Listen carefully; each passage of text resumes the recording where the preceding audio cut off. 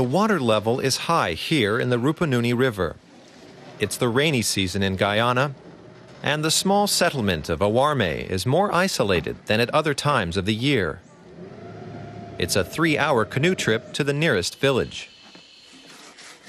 Some 30 people are in the camp, all members of one family. They usually live 1 or 2 weeks in Awarme, a kind of outpost for their village. Their fields are in the middle of the rainforest.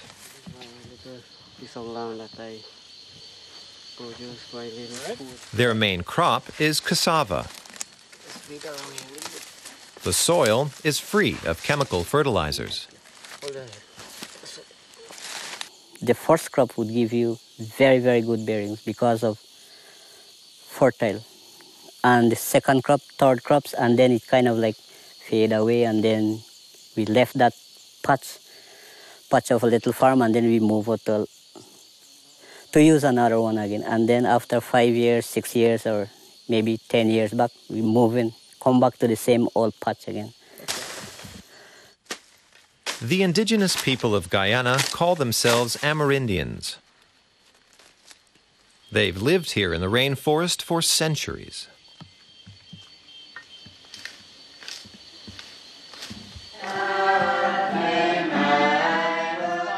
Sunday morning in the village of Riwa. This is where the people who farm the land in Awarme have their permanent homes. Patrick Honorio is the Tushao, the elected village elder.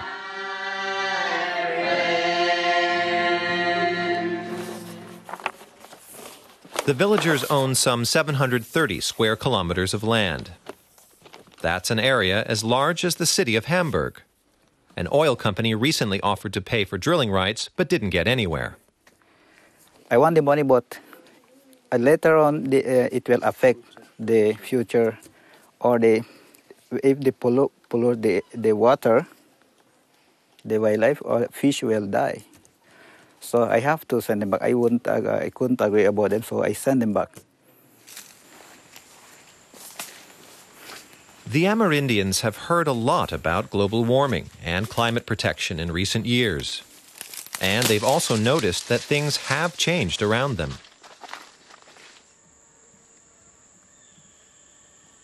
This is the how we getting the rainy season every year. We flooding up, and due to climate change, it is like this. So water level is very, very high this month, July, August, and September month. The forest is vital to their survival. It provides them with medicine, tools, and building materials. This one. So we take these materials and then take it to our village, and we do break knit and then tie the spires under, I call it rafters, so that it will be okay for our homes. The Amerindians both use and conserve the rainforest, making them important for government plans. Guyana has 170,000 square kilometers of almost unspoiled forest, an area larger than Greece. This forest is now going to be used to produce revenue. Following economic and political crises in recent years, Guyana now wants to speed up development. But President Bharat Jagdeo isn't planning deforestation or the exploitation of mineral resources. Instead, he wants to get international compensation for keeping these forests intact, since they naturally absorb a huge amount of carbon dioxide. Cutting emission levels in the forest could be the cheapest solution to cutting greenhouse gases. But a lot of these forests lie within the developing world. And many of them are saying, but we need to use the forest too for development, like the developed world has used. Most of them have cut down their trees as part of their development path. We're saying we can find a different development path. But so far, international response has been limited. Critics say it's impossible to calculate how much carbon dioxide is absorbed by the forest, And who will guarantee in the meantime that the trees won't be cut down? Conservationists like Broad's James wants to ensure the trees are protected. Together with his partner, he regularly patrols a region on the Essequibo River. Even though the region is protected by an environmental organization, problems still arise. Now there's a claim board over there. Let's go and take a look at it. A mining firm wants to lay claim to the river and look for minerals. Broads is going to make a report.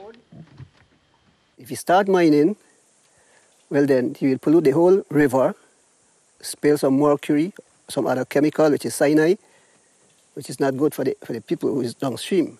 And the forest? And the forest, if you have the chance, if you start mining here, you still have the chance to go in the forest and do the same. Maybe you have to log or cut down and disturb the concession. The area is extensive and hard to patrol properly. But the two colleagues keep an eye on some of the trees that are up to 700 years old. Most of the loggers will be looking for a tree like this. This is green heart, and it's easier for them to cut down and then carry to the land. It is close to the landing, so they could easily cut it down and get it down there. And that is why the patrols will continue to protect Guyana's rainforest.